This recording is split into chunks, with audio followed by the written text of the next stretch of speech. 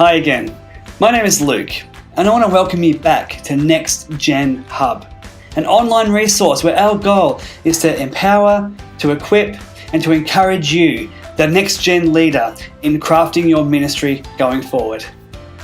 As I mentioned in last week's intro video, we'll be covering some topics in the first few weeks, topics that are relevant and pertinent to you as a leader. So today we'll be talking about what is NextGen Ministry. NextGen is short for next generation. So how do we minister to the next generation of young people? See, in the past, it has been children's ministry over here, you had the youth ministry over here, and the university or college ministry over here. And we just sort of hoped that something stuck going forward. Now the mission or the vision could have been the same, but the strategy and how we did it, the communication between the different ministry departments wasn't the same at all. So what we found was that young people were falling away from their faith in those transition periods. So what NextGen Ministry aims to do is bring it all together into one cohesive model. It continues to shock me that some churches are still operating in this old way. They have the kids ministry over here and the youth ministry over here, and just hoping that in that transition period, the kids will stay on. It does work, but I believe NextGen Ministry can do it a whole lot better. NextGen Ministry is all about vision and it's about strategy, particularly when it comes to transitions. Did you ever use the monkey bars in school? Do you remember that you used to have to grab the monkey bar in front of you before you were safe enough to let go of this one?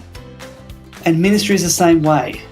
We need to make sure that our young people have a firm grasp, a firm grip on what's in front of them before they feel safe to leave the one behind them. And that's why I call it monkey bar ministry. See, in kids ministry, we learn things like Jonah and the whale. We talk about Noah's Ark. We do memory verses, which is all great stuff. Keep doing that by all means. But what I'm saying is that by the time that these kids hit pre-teen ministry, and by the time they hit sort of years 11 and 12, they need something more. They need their faith to be more hands-on. And this is what NextGen Ministry is really all about. How do we have that transition period that's fluid? We're actually learning more and more nowadays through churches that are struggling or even churches that are dying. We're learning that what worked 10, 15, 20 years ago just doesn't work anymore. Society has changed around us, so the church needs to recalibrate and reshift its thinking in how we minister to young people. So NextGen Ministry is more about than just being mindful of our young people. It's about involving our young people. It's about making sure that transitions are done very well, and it's making sure that no kid is left behind. So how do we bring in the NextGen model? Maybe you're sitting there thinking, well, this is great, Luke, but you don't know my church. You don't know how hard this is going to be. I'm not asking you to change anything overnight. I'm just saying, let's start thinking about it and start strategizing. So with that, I want to give 7 steps that I believe could be crucial to you integrating this really crucial model. The first step is very, very minor. That is to start having conversations. Start talking to your leaders. Start talking to your colleagues. Start talking to people in other churches. Start talking with your senior pastor, with your parents. And just ask about NextGen Ministry. Ask what it is about this model that might scare them, might worry them, or might excite them. So begin the conversation today. Number 2, this one's a little bit harder. This one asks for you to be honest about the current state, the current trends in your church, in your youth and young adults and kids ministry as well. Are kids falling away? At what age are they falling away? Are they engaging with the material? Are they engaging with their parents?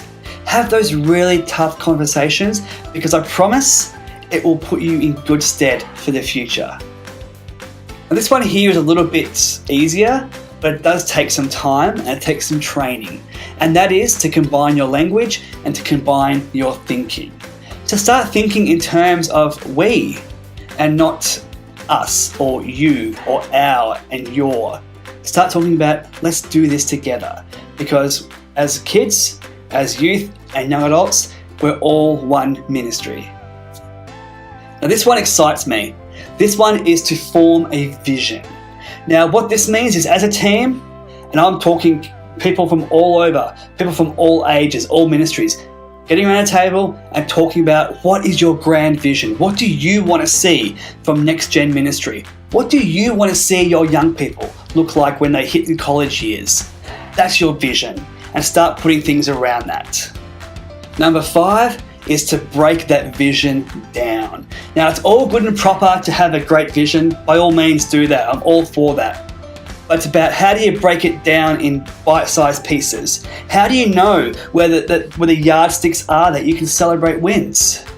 What do you need to do in a realistic way to make this vision come to fruition? You can put a loose timeline around it, by all means, but make sure you have a strategy that complements the vision. Number 6. Now, this one can be a bit harder, but it's to celebrate the wins.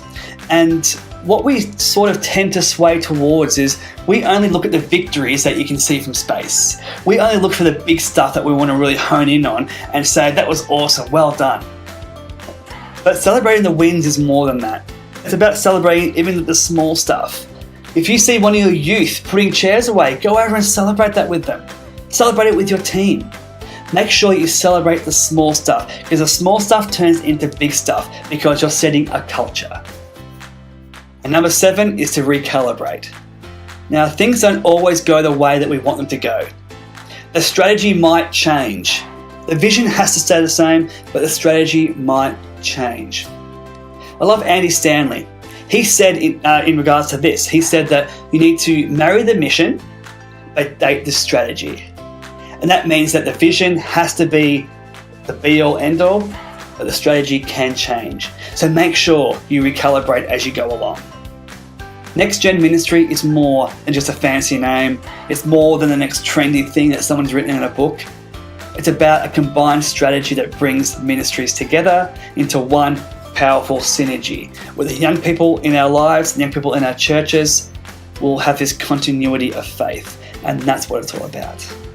Now, we do need to say that you probably will face some sort of pushback, some sort of criticism from people who might not like change, or people who might think that the old way is the better way.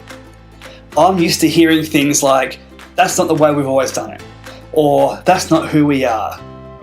And that's okay. It's important to honour the past, but we need to start building the future. That's really where the change comes from. The other line I hear so often is that, yeah, Luke, this is important because the kids are the future of the church. But I want to argue that for 1 second. I want to say that the kids aren't the future of the church, they are the church today. They are the present church. And if we don't give them a seat around the table today, they're going to check out. So let's check in with them before they check out.